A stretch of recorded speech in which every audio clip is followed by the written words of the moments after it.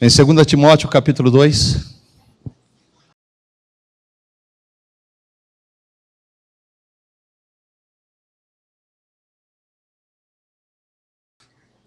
Segunda carta de Paulo a Timóteo, capítulo 2, nós vamos ler 2 versículos, os 2 primeiros versos desse capítulo.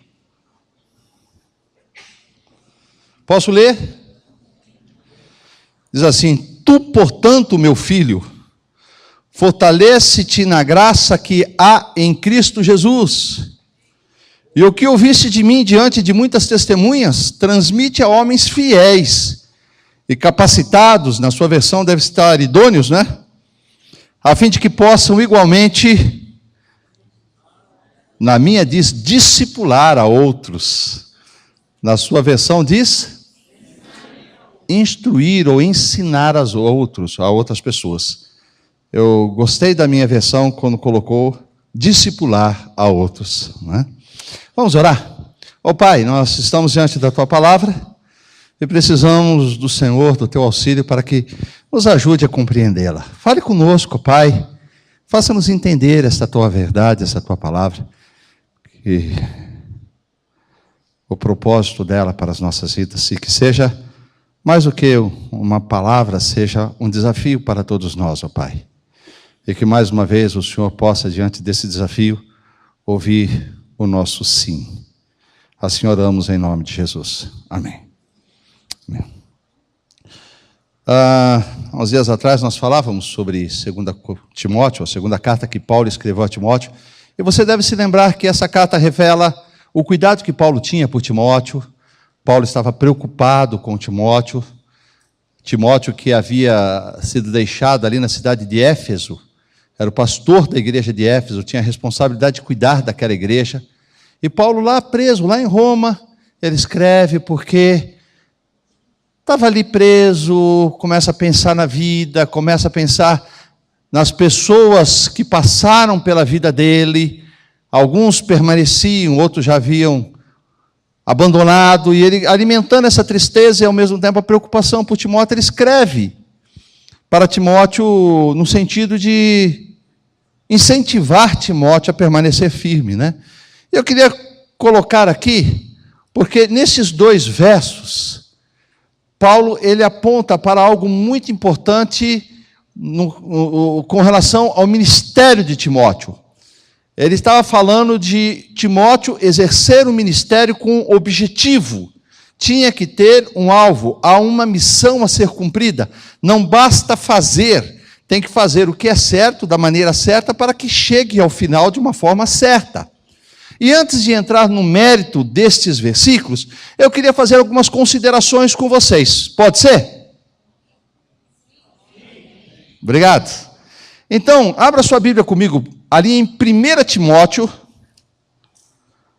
carta anterior, no capítulo 1, versículo 2.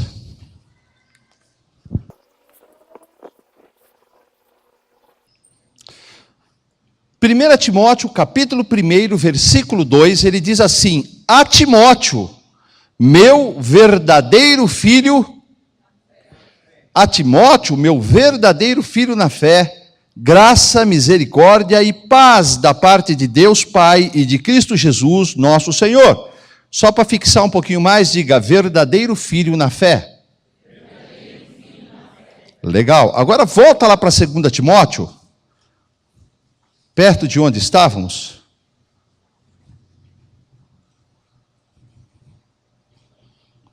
Versículo 14, do capítulo 1. 2 Timóteo, capítulo 1, versículo 14. Guarda o bom tesouro com a ajuda do Espírito Santo que habita em nós. Como diz na sua versão? Guarda o bom depósito. Então diga assim, só para ajudar a fixação: bom depósito. Legal, verso 15. Estás bem ciente de que todos os que estão na província da Ásia me abandonaram, até mesmo Fígelo e Hermógenes. Diga, Fígelo e Hermógenes. Quase dá cãibra na língua, né, Bruno?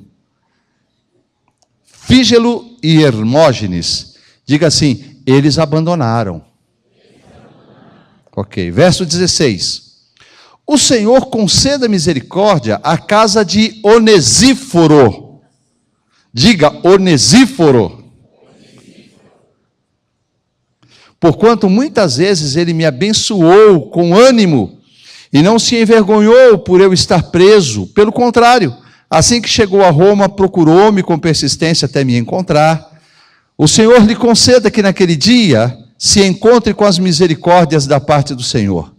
Tu bem sabes quantos serviços ele me prestou em Éfeso. Diga, Onesíforo. Esse o abençoou.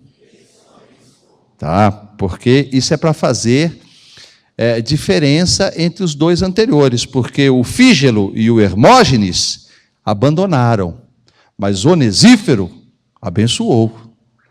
Tá, já nós vamos entender a razão disso aí. Vamos lá. Paulo, naquele versículo que nós lemos, que fala no capítulo 1, versículo 2 de primeira carta, diz que ele chama Timóteo de verdadeiro filho na fé. Timóteo não era um filho biológico de Paulo, mas era um filho na fé. Se a gente lê a carta, se a gente lê Atos dos Apóstolos, quando a gente vê ali um encontro de Paulo com Timóteo, com a mãe Eunice, com a avó, esqueci o nome da avó?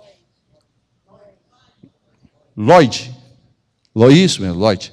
Aí a impressão que dá é que Timóteo já era convertido ali. Quando Paulo o encontrou, dá a impressão que Timóteo já era convertido.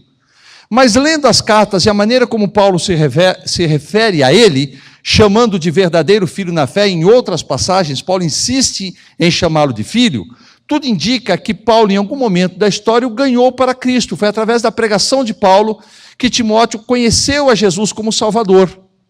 Ali, naquele momento de Atos, parece que Paulo chamou Timóteo para que passasse a andar com ele. Fosse um discípulo de Paulo, andando, caminhando e aprendendo com Paulo, servindo Paulo no ministério. E por que verdadeiro filho na fé? Eu quero que você se coloque no lugar de Paulo.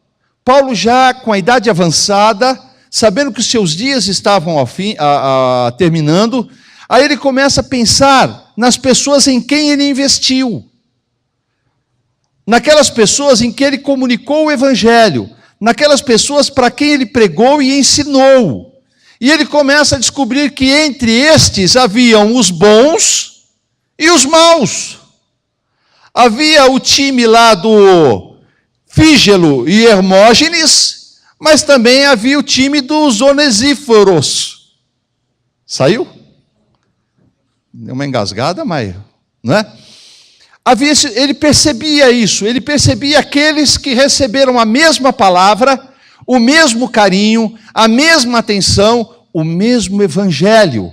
E foram, mas por uma razão, por se distrair com o mundo, por ser atraído por um namoro legal, por achar aquele rapaz bonito, acabaram abandonando esse projeto.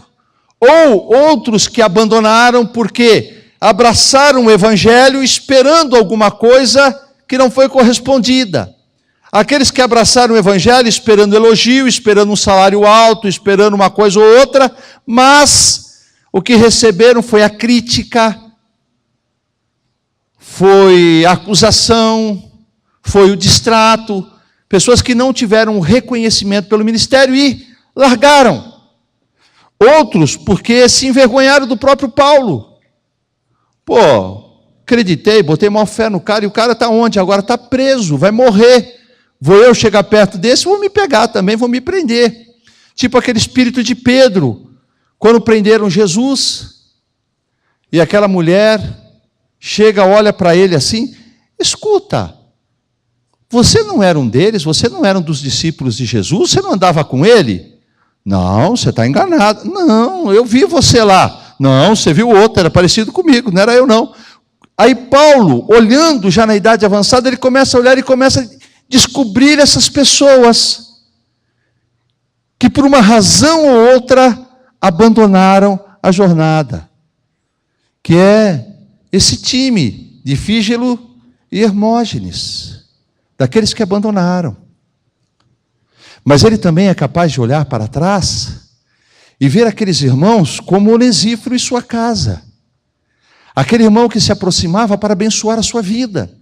Aquele irmão que se aproximava para aprender, aquele irmão que sabia reconhecer o valor que Paulo teve na vida dele. Essa semana, dia 30 de outubro, foi aniversário daquele pastor que me batizou, do que foi o meu pastor lá atrás. Foi o pastor que me apresentou Jesus, que eu conheci Jesus através da vida dele. Nós estamos em dezembro, 30 de novembro. Obrigado, 30 de novembro.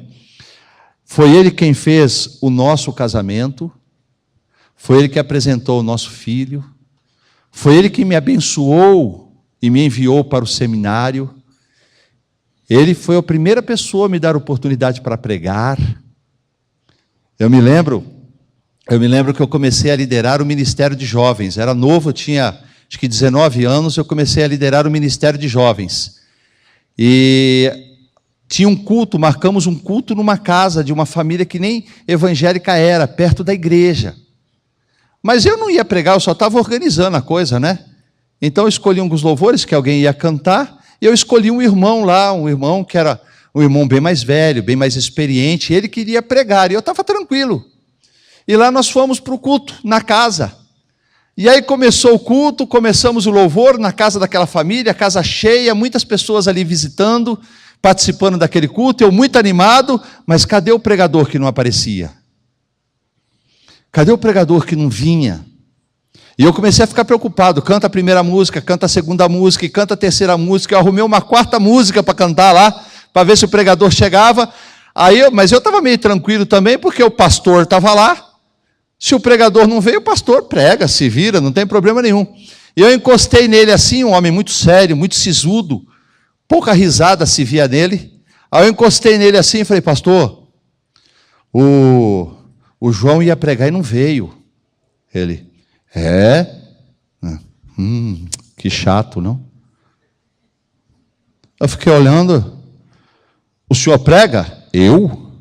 Não. E aí? Prega você. Mas eu não sei, sabe? Eu nunca fiz, então faça. Mas e aí? Eu tenho certeza que Deus vai lhe abençoar. Vá lá, meu filho, Deus lhe abençoe. E ali ficou. Eu lembro até hoje, peguei o Salmo 40, quer dizer, tentei, né? Tentei pregar no Salmo 40, fiz assim com a Bíblia. Abri a Bíblia, li o Salmo 40 e saí. Eu não sabia, mas fazia parte da confiança que ele tinha, fazia parte da credibilidade, fazia parte do preparo que ele tinha, né? E eu pude me lembrar disso, pensando no aniversário dele, eu pude me lembrar, sabe? Da pessoa que me abençoou aquele dia, da pessoa que colocou a mão sobre a minha cabeça, sobre o meu casamento, sobre o meu filho. Paulo, ele estava lá, vivendo esse momento, olhando para trás, olhando para as pessoas. Mas a preocupação de Paulo era maior, porque não se tratava de pessoas que reconheciam o seu valor ou não. Não se tratava apenas de pessoas que o admiravam ou não. Não se tratava apenas de pessoas que acreditaram no Evangelho de verdade ou não. Aliás, por isso que ele chama de verdadeiro filho na fé. Porque outros também foram na empolgação, se alegraram com Paulo, se gostaram por um instante, até produziram uma expectativa no coração de Paulo, mas depois Paulo descobriu que não era nada daquilo. Então eram os falsos filhos na fé. E Timóteo não, Timóteo estava firme. Apesar da dificuldade, estava firme ali. E Paulo podia chamá-lo de verdadeiro filho na fé. Mas eu queria chamar a sua atenção, porque para Paulo não se tratava apenas da relação desses discípulos com ele, mas sim do que esta relação tem a ver com o reino. Não era apenas uma questão de admirar Paulo e manter-se fiel ao ministério de Paulo.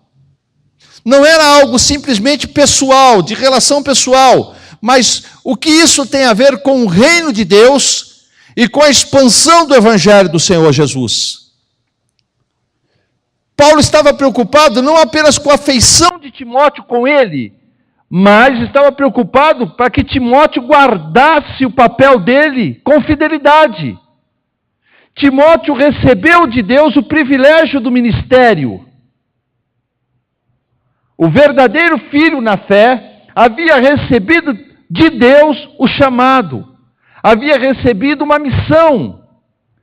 E Paulo estava preocupado que ele desistisse não de Paulo, mas da missão, do chamado, do ministério. E por isso ele escreve. E por isso ele fala, o verdadeiro filho na fé, que se distingue dos falsos, que se distinguia destes Fígelos e Hermógenes. Esse verdadeiro filho na fé tinha que guardar o bom tesouro, ou guarde o bom depósito, com a ajuda do Espírito Santo que habita em você. Que depósito era esse que ele se referia? O ministério, o chamado de Deus, o privilégio de servir ao Senhor. Guarde isso, não abra mão, não descuide, valorize, tome cuidado para não perder essa oportunidade que você recebeu de Deus, esse bom tesouro. Olha como Paulo chama essa oportunidade de servir, chama de bom tesouro. Ele está dizendo, Timóteo, guarda isso, com a ajuda do Espírito Santo. Não seja como Fígelo, não seja como Hermógenes, seja como Onesífero. Você o conhece, você sabe que bênção ele tem sido na igreja de Éfeso, que bênção tem sido para mim. E ele, desenvolvendo esse pensamento, ele chega no capítulo 2, nos versículos que nós lemos, e ele está instruindo Timóteo e lembrando Timóteo da importância do exercício do ministério. Presta atenção, irmãos. Ele está dizendo o seguinte para Timóteo: Timóteo, não basta exercer o ministério, você tem que exercer o ministério de maneira certa. Não basta servir ao Senhor, você tem que servir da maneira certa. Será que você pode repetir isso e dizer isso para o seu irmão? Diga para a pessoa que está do teu lado: não basta servir a Deus, tem que servir da maneira certa. Porque, queridos, presta atenção. Deixa eu dizer para você, vamos ver se a gente consegue ser mais claro. Eu estou com a glicemia um pouco alta. Eu não vou dizer que eu tenho diabetes, porque eu não tenho. Isso é uma intrusa na minha vida que vai sair em nome de Jesus. Não é? Mas eu não posso comer qualquer coisa. A verdade é essa. Que nem ontem, tivemos um encontro de liderança lá em casa, e cada um levou um prato de sobremesa. Ninguém levou diet. Então eu fui obrigado a comer o que tinha. Eu estou declarando qualquer coisa a responsabilidade, estou dividindo a culpa com vocês. Tá? Vocês que levaram. Né? Mas é assim, ó, vamos lá, vamos ver se você entende. A Lúcia, sabendo que eu tenho um problema de glicemia, ela vai preparar a comida. Ela fez a comida? Fez. Mas se ela não teve o cuidado e não se preocupou com a minha glicemia, ela fez, mas não fez certo. Você está entendendo? A não ser que ela queira ficar com seguro. Não tem, viu? Não tem seguro. Deixa eu até avisar, não tem seguro. Tá? Cuida bem do teu gatão aí que... Você está entendendo? Não basta fazer. Tem que fazer certo. Você trabalha na empresa, você tem uma função. Ao receber esta função, o teu líder, o teu chefe, o gerente, ele conta com esse serviço feito dessa maneira porque ele tem um objetivo. Existe um propósito para exercer aquilo. Você não chega na empresa para fazer o que você quer. É assim? Não. Você não trabalha, você vai lá na sua empresa, você não faz simplesmente o que quer. E chega no final do dia, estou tão cansado, eu trabalhei tanto, E por mais que você tenha feito, filho, você vai pegar o cartão azul lá, o cartão vermelho. Porque não é fazer, mas fazer o certo. Então, Paulo estava ensinando isso para Timóteo, lembrando Timóteo da importância de não apenas fazer, mas de fazer o certo, porque o que está em jogo não é o simples exercício do seu ministério, mas é o futuro do reino. Você está entendendo? Então, o que você faz para Deus tem que ser carregado do cuidado de fazer o certo, porque o que está em jogo não é o seu papel como servo apenas, de agradar ou não o pastor, de agradar ou não o teu líder, de agradar ou não o teu ministério, de abençoar ou não as tuas crianças, de gozar ou não da simpatia dos irmãos. Não se trata disso apenas, mas você tem que fazer, e o que fazer? Fazer de maneira correta, porque o que está em jogo é o reino. É o reino. Esta semana nós fomos para Curitiba, Lúcio e eu. Fomos conhecer a Igreja Batista Shalom. E foram 2 dias assim muito abençoados. Fomos recebidos com muita honra ali naquela igreja, que é uma igreja muito grande, muito próspera, com ministério pastoral muito abençoado. E o que eu ia falar? Fugiu. O que eu estava falando, irmãos? Não, assim, por que eu falei da Shalom?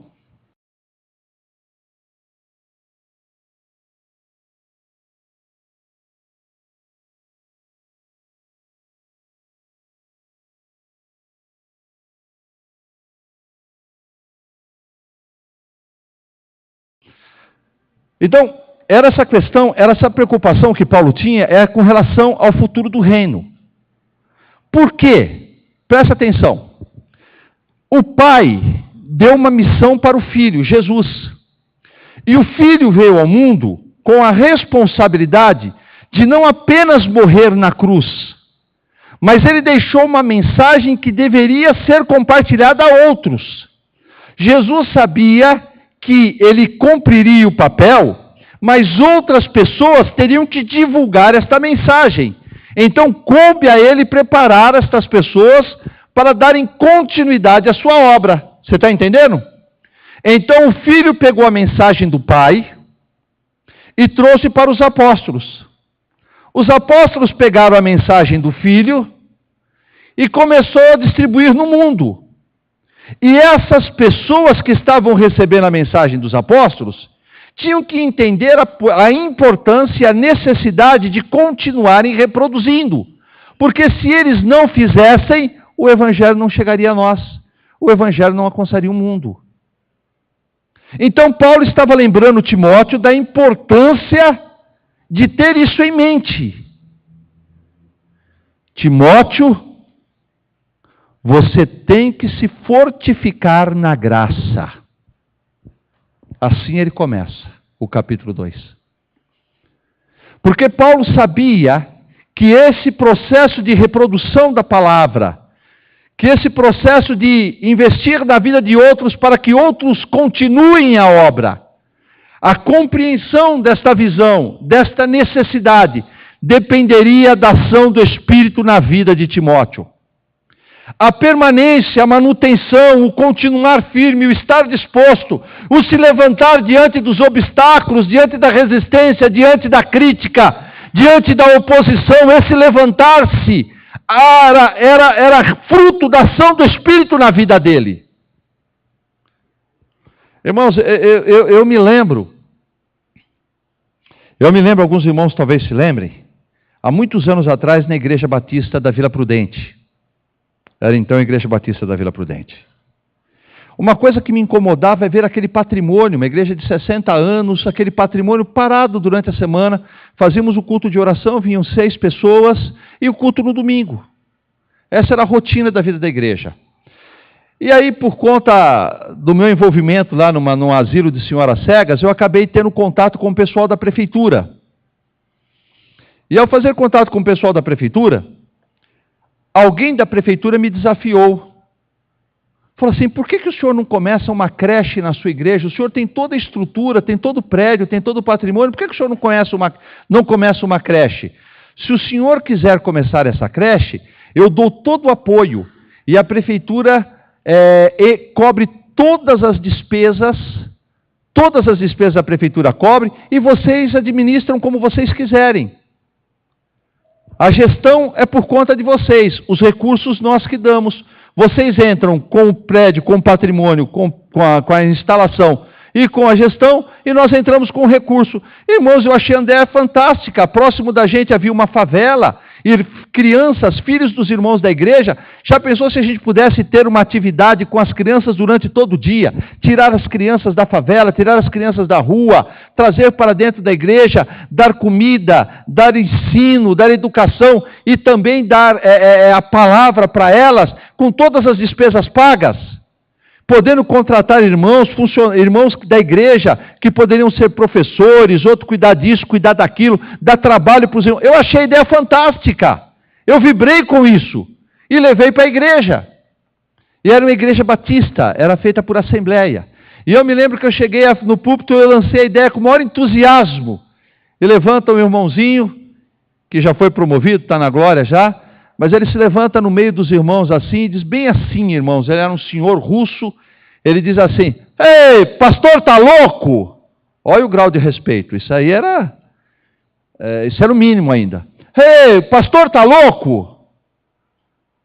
Que pastor está com a cabeça, deixar essa criançada aqui andando o dia inteiro, correndo para lá e para cá aqui dentro da igreja? Não percebe que essa criançada correndo vai estragar todo o chão da igreja logo, logo? Aí eu olhei para aqueles tacos de 60 anos. E eu pensei, eu não acredito que eu estou ouvindo uma coisa dessa. Eu lembro de simplesmente ter dito assim, já pensou que problema que seria se tivéssemos já pensou que problema que seria se tivéssemos que trocar o piso da igreja todo ano por ter sido usado? É melhor conservar uns 200, 300 anos, não deixa ninguém usar, viu? Acho que logo, logo vão colocar, alguém já pensou, vamos pôr uma placa da igreja, não entre porque estraga o piso. Mas aquela palavra me desanimou. Eu me lembro disso. Erro meu, falha minha, essa culpa eu assumo. Sabe, talvez eu precisasse de um Paulo escrevendo para mim: Elias, fortifica-te na graça que há em Cristo Jesus.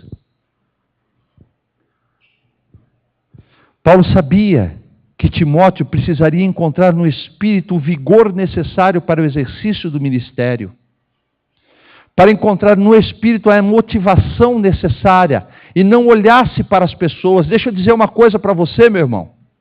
Deus colocou uma medida ministerial na sua mão. Deus te capacitou com um dom, Deus te capacitou com um talento, de uma forma ou outra Deus tem chamado você para o ministério. Eu me lembro de uma vez que eu entrei, fui visitar uma igreja, eu ia lá conversar com o pastor, era tal culto, estava acontecendo, e quando eu entrei assim na porta, alguém me perguntou, um diácono que não me conhecia, me perguntou: o irmão tem algum ministério? Eu olhei para ele e disse: tenho. E me veio a vontade de responder: mas existe algum crente que não tenha? Mas por quê? Porque pastores e jogadores de futebol eram colocados num lugar separado ali, né? Por isso ele perguntou. Todo crente, irmãos, toda pessoa que é nascida de novo, recebeu um ministério de Deus. Você recebeu o ministério de Deus. Você recebeu uma medida do Senhor. Aquilo que veio à tua mão para fazer, que é o chamado, é o desafio de Deus para você. Tá? E Paulo estava dizendo para Timóteo: Timóteo, não olhe para Fígelo, não olhe para Hermógenes. Se você olhar para eles, você vai desanimar. E ele está dizendo isso para você nessa noite. Essa medida que Deus colocou na tua vida, faça. Encontre no Espírito a motivação, encontre no Espírito a empolgação. Não espere o reconhecimento das pessoas. Faça porque é certo. Faça porque Deus espera que você faça. Deus chamou você para abrir a sua porta, para receber o pequeno grupo, para receber a célula. Entenda isso como um privilégio. Eu sei que não é fácil, porque irmãos marcam às 8, chega às 8h30, 9, 9h30. E depois vão querer ficar mais 3 horas e vão sair até às 11, meia-noite. Eu sei que não é fácil em alguns momentos. E toda semana aquele compromisso de receber. Se bem que isso nós vamos mudar em nome de Jesus, né? Já conversei ontem com a liderança. Nossos grupos terão um horário para começar e terão um horário para terminar, e vai ter horário para todo mundo sair da casa do anfitrião. Tem que ter, para ter ordem e não desanimar os outros. É muito gostoso quando a gente vai na casa dos outros, fica até às 11, até a meia-noite, vamos bater papo, vamos jogar conversa fora, não é? Mas depois quando surge a oportunidade, vamos fazer na tua casa? Logo ele lembra, né? Mas a turma vai embora meia-noite. E depois eu vou ter que ficar para limpar a casa. Na casa dos outros pode, na minha não. Né? Nós vamos mudar isso, em nome de Jesus. Vamos mudar. Mas, se você for olhar, você vai ter todos os motivos para desanimar. Se você for se espelhar ou se olhar para os Fígeros e Hermógenes, você vai desistir. Eu não vou liderar célula nenhuma, não. Esses irmãos, não dá para contar com eles. Não dá para contar. Sabe, pode ter certeza, talvez apareça um Fígero, talvez apareça um Hermógenes, mas você pode ter certeza que também vai aparecer um Onesíforo. Se você procurar, você vai encontrar aquele em quem vale a pena investir, aquele que você vai ver o fruto do seu trabalho. Talvez você não veja na vida desse, mas vai ver na vida daquele. Então a palavra é: fortifica-te na graça que é em Cristo Jesus. Deus não nos deu o espírito de covardia ou de temor. Deus nos deu o espírito de poder e de amor e de moderação. É isso que Ele tem colocado na tua vida, é isso que Ele espera de você. E Paulo continua então, depois de animar Timóteo, dizendo que ele dependia dessa força da graça de Deus. Ele fala assim, preste atenção no versículo 2, é muito importante para a manutenção do Evangelho, não é só para mim e para a sua vida. Não se trata só de nos edificar no momento da história, mas se trata de um propósito eterno de Deus para as nossas vidas e para a vida da igreja do Senhor Jesus. Ele diz assim, o que ouviste de mim diante de muitas testemunhas, transmite a homens fiéis e também idôneos, para que possam igualmente instruir a outros. Assim, se Timóteo não tivesse esse cuidado, a coisa morreria. Seria uma igreja fraca, seria uma igreja fria, seria uma igreja condenada a fechar as portas. Lembrei, porque eu estava falando porque eu estava falando de Curitiba, lembrei. Fomos para Curitiba, fomos recebidos conhecer a igreja. Pastor Odilon, pastor da igreja, esteve visitando, fazendo uma conferência em uma das igrejas deles ali na Alemanha. E ele trouxe a palavra assim para os pastores. Na quarta-feira teve uma reunião, tinha uns 150 pastores mais ou menos ali, e ele falando da experiência dele ali na Europa, ele disse assim: se os evangélicos não se despertarem na Europa, em pouquíssimo tempo eles serão engolidos pelo islamismo.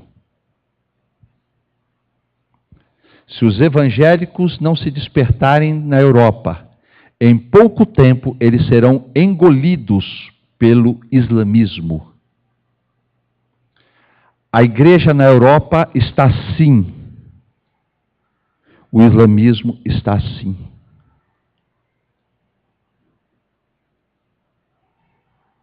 Era essa a preocupação de Paulo. É por isso que Paulo estava alertando a Timóteo.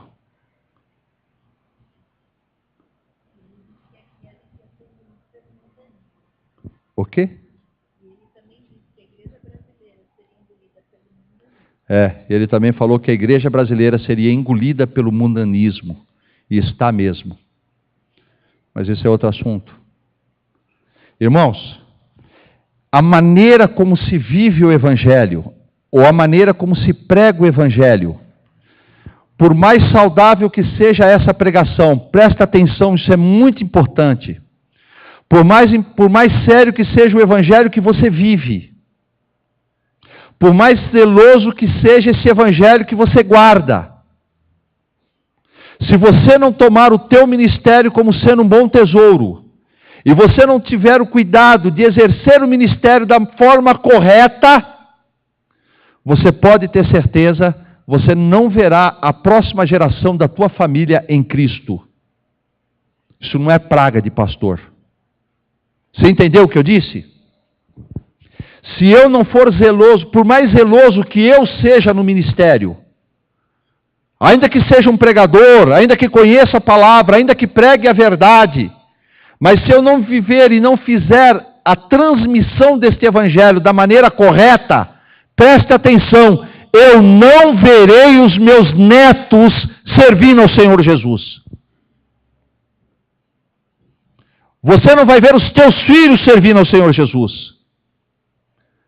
Se você não entender a importância disso, nós estamos condenando a comunidade de Cristo a uma igreja de mais 15, 20 anos e vai ser engolida pelo mundo. Nós estamos falando de algo muito sério. Nós podemos brincar de igreja e criar uma igreja de campanha. Vem que Jesus vai dar. Traz 1.000 que ele te dá 1 milhão. E tem mais para você. E venha.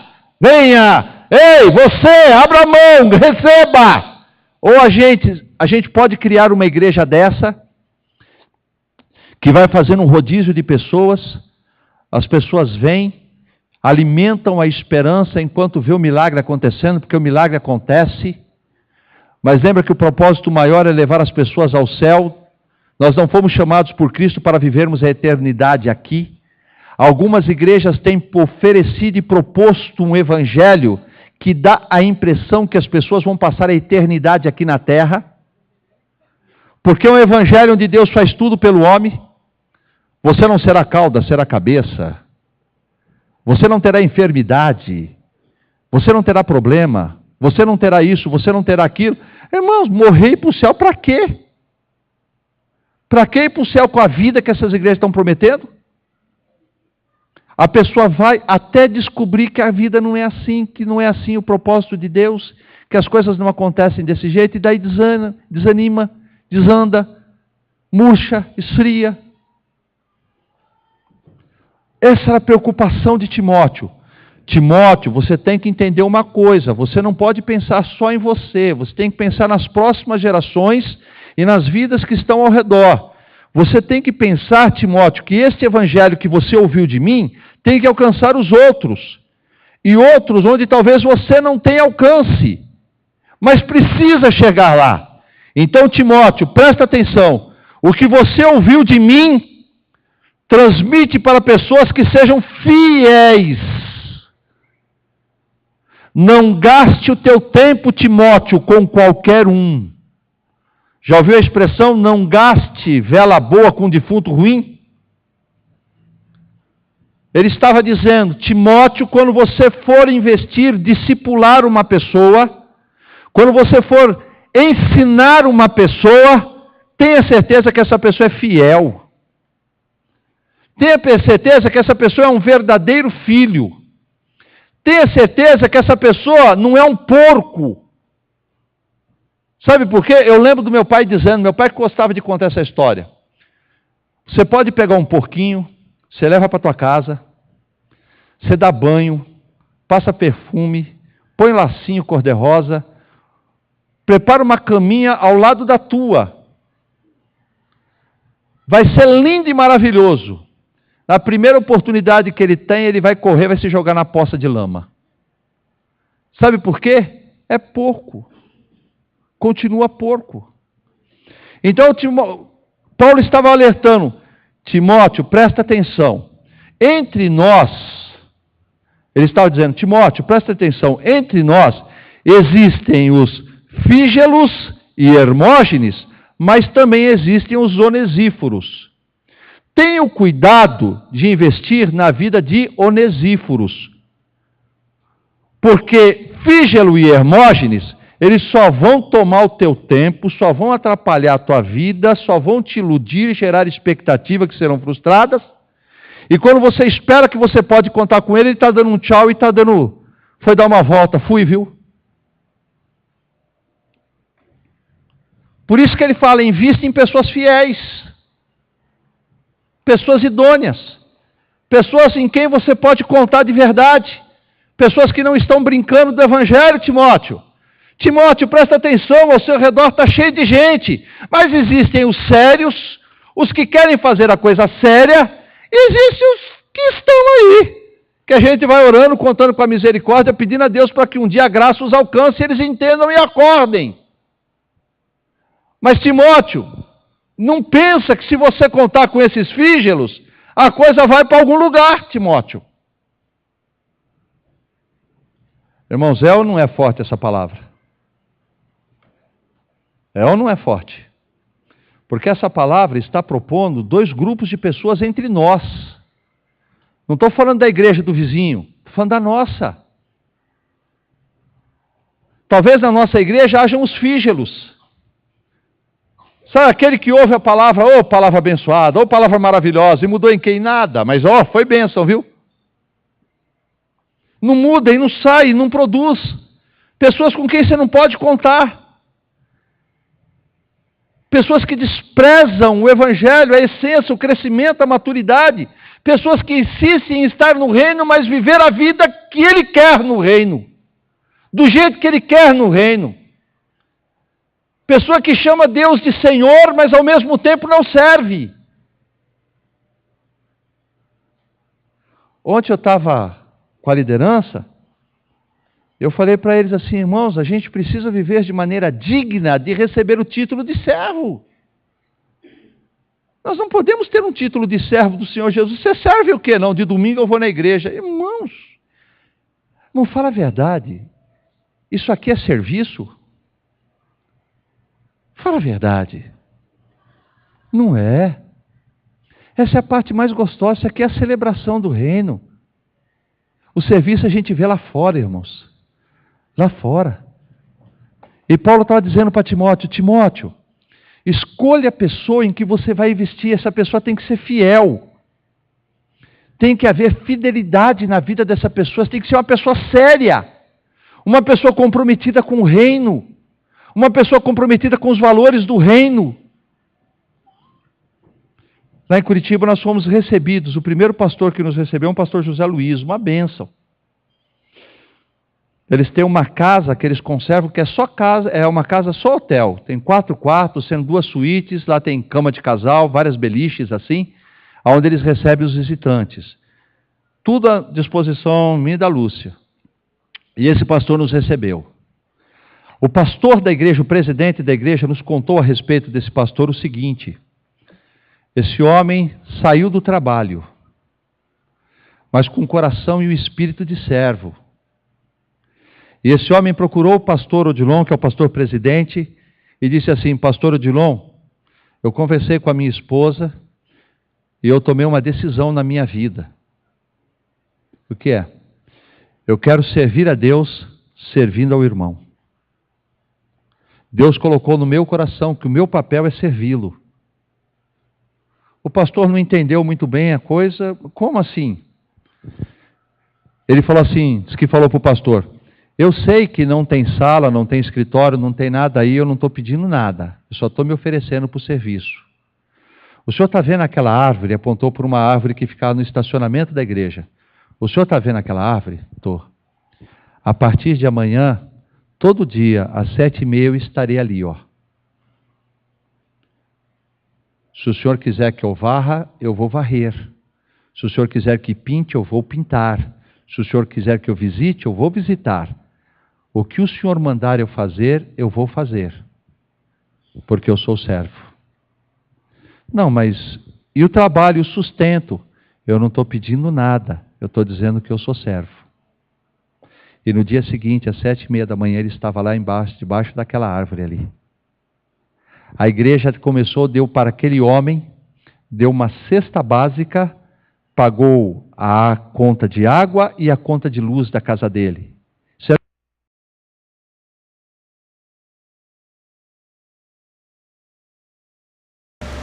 Era o que a igreja dava para aquele pastor. Eu não estou sugerindo isso, eu estou falando de coração de servo.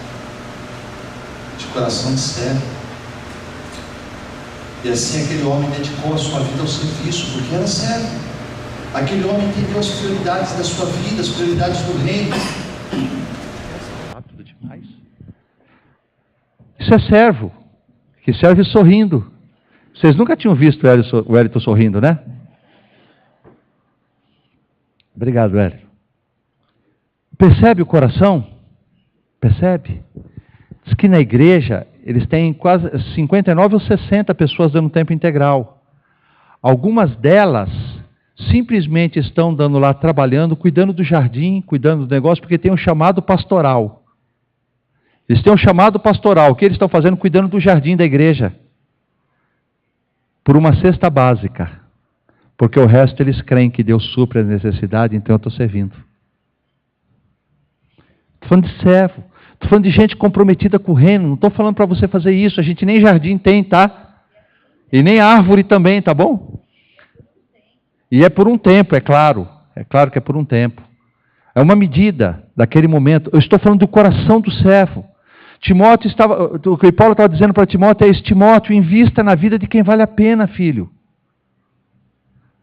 Porque são esses, o papel, a sua responsabilidade é investir na vida dessa pessoa fiel, para você ter a certeza de que ela investirá na vida dos outros. Porque se essa pessoa não for comprometida com o reino e com os valores do reino, por mais que você invista na vida dela, vai parar aqui. E se parar aqui, o outro não vai ser alcançado. E se o outro não for alcançado, o reino não cresceu. O propósito para o reino não se cumpriu. Então você tem que ter a certeza de que esta pessoa é fiel. Porque esta pessoa fiel, ela vai instruir a outra pessoa fiel, que também seja capaz de instruir a outro fiel, que vai instruir a outro fiel, que vai instruir a outro fiel, que vai instruir a outro fiel, que vai instruir a outro fiel, que vai instruir a outro fiel, e assim o evangelho vai. Porque se não houver essa fidelidade, esse compromisso com os valores do reino, com a importância, com o papel do reino, com o propósito de Deus para o reino, a coisa fica aqui e para aqui. Parou aqui. Não alcança nem filho, nem genro, nem nora, nem neto, nem vizinho, nem primo, nem tio. Morre aqui. A gente tem um tesouro, tem as boas novas, tem o chamado, a graça, o poder. Deu tudo o que precisávamos para que o evangelho continuasse. A única coisa que faltou foi o compromisso com o reino.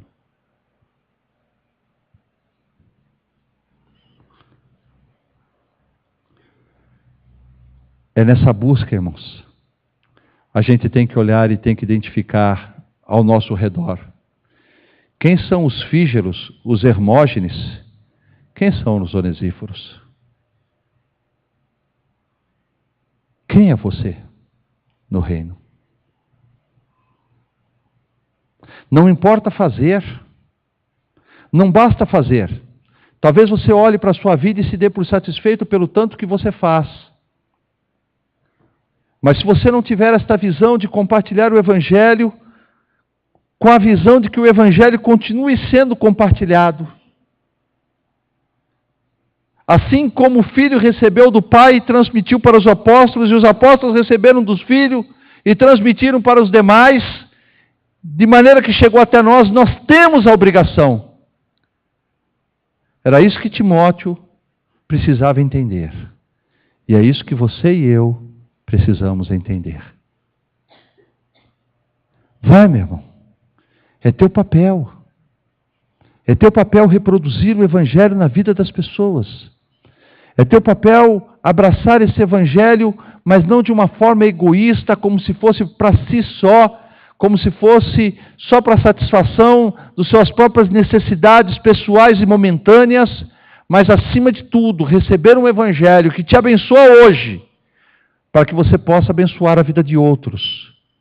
E nesse processo de abençoar, tenha cuidado para escolher os onesíforos, porque alguns Fígelos vão aparecer ao seu redor. É os que vão te chamar para a festinha, os que vão te chamar para o abraço, os que vão comer o pão na tua mesa, que vão fazer festa na tua casa, que vão conversar com você na hora do culto. Sabe? São esses. Mas o que vai acontecer com o Evangelho? O que vai acontecer com o Evangelho? Para quem você tem reproduzido? Onde tem chegado? Onde tem ido? Através de quem? Na vida de quem você tem investido? Timóteo, o que você ouviu de mim, o que você tem visto na minha vida, tem ouvido de mim, até diante de tantas testemunhas, é isso, Timóteo, é isso que você deve pregar para os outros. Como dizendo assim, não inventa a roda, Timóteo. Não invente a roda, já foi inventada. Faça o simples. Faça o simples, Timóteo. Mas faça de uma forma séria. Faça. Sabe o que é isso, irmãos? Alguma coisa do tipo assim: você lê a Bíblia, ide por todo mundo, pregai o Evangelho a toda criatura. Aí você lê isso, poxa, então é para pregar o Evangelho, né? Eu vou pregar. Simples assim. As pessoas ficam esperando método, ficam esperando instrução, ficam esperando. Quantas mães nós temos aqui? Quantas mães? Quantas de vocês fizeram curso, treinamento antes de nascer o bebê? Como criar um filho? Quantas? E como é que vocês foram mães sem treinamento? Como é que vocês conseguiram? Não fizeram nenhum cursinho para isso? Percebe, irmãos? As pessoas compram. Eu lembro, irmãos, há uns 25 anos atrás. Eu estava no congresso, eu ouvi o pastor Ricardo Godin pregando. E ele contou uma coisa interessante. Diz que quando abriram a Transamazônica, quando começaram a construção da Transamazônica, que ligaria o país ao norte, facilitaria o acesso, a coisa estrategicamente teria um valor muito grande. E disse que as agências missionárias do sul e sudeste começaram a se mobilizar e elaborar estratégias, congressos, conferências, curso, treinamento, para aproveitar a Transamazônica para alcançar os povos não alcançados daquela região. E se levantaram, se mobilizaram, foi muito congresso, muito estudo, muita pesquisa, até que foram. Quando chegaram lá, encontraram um monte de igrejinha da Assembleia de Deus instalada, com o diácono na porta de terno e gravata, esperando os irmãos entrar para o culto. Você entende? Deixa eu dizer uma coisa para você. Quem quer, faz. Quem não quer, arruma desculpa. Vai dizer que trabalha, vai dizer que não tem tempo, vai dizer que o marido, vai dizer que o filho, vai dizer que a esposa, vai dizer que não sabe. Quem quer faz, quem não quer arruma desculpa. E tu, Timóteo, meu filho, fortifica-te na graça que há em Cristo Jesus. Entenda isso. Irmão, não despreze o que Deus colocou na tua mão. Não adie o chamado de Deus para a tua vida. A gente está vivendo um tempo muito gostoso de evangelho no Brasil, mas para isso virar pó não custa nada, irmãos.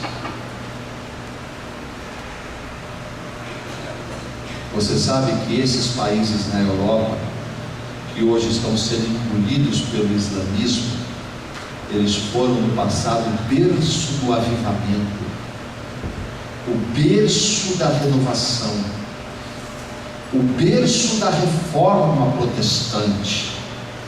Dali saíram os maiores líderes da história.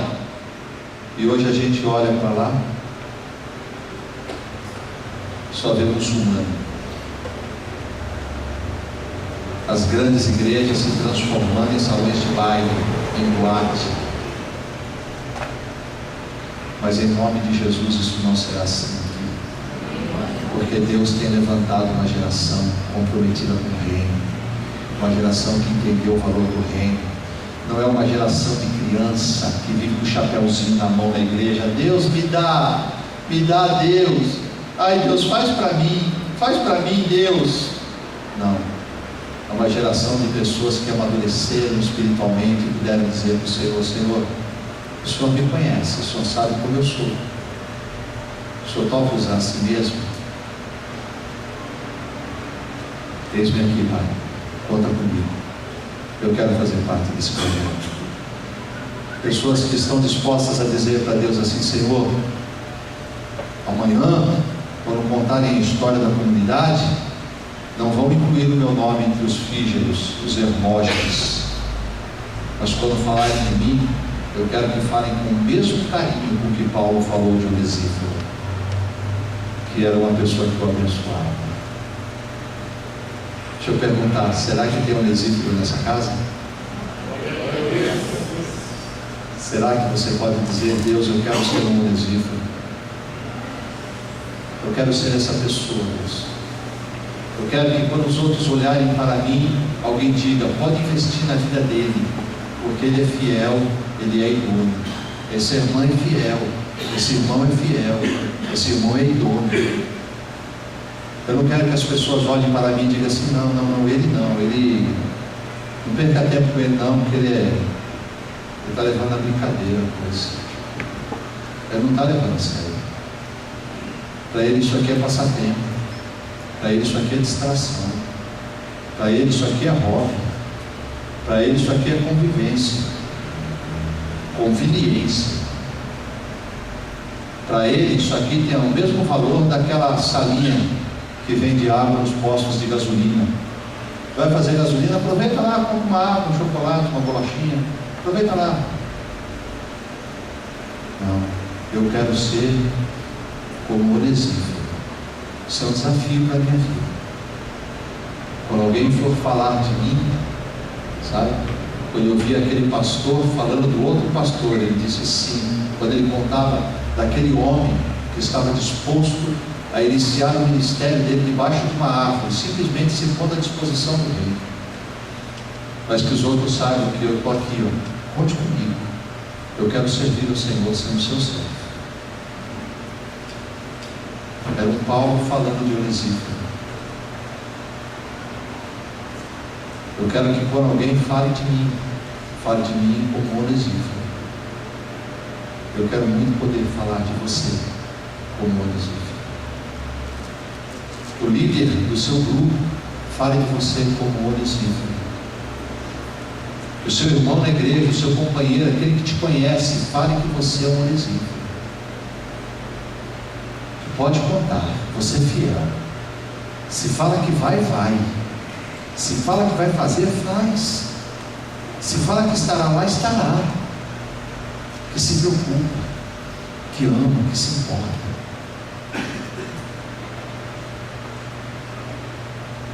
Que se importa se o evangelho do reino está sendo ou não pregado. Isso é para ele importante. Amém?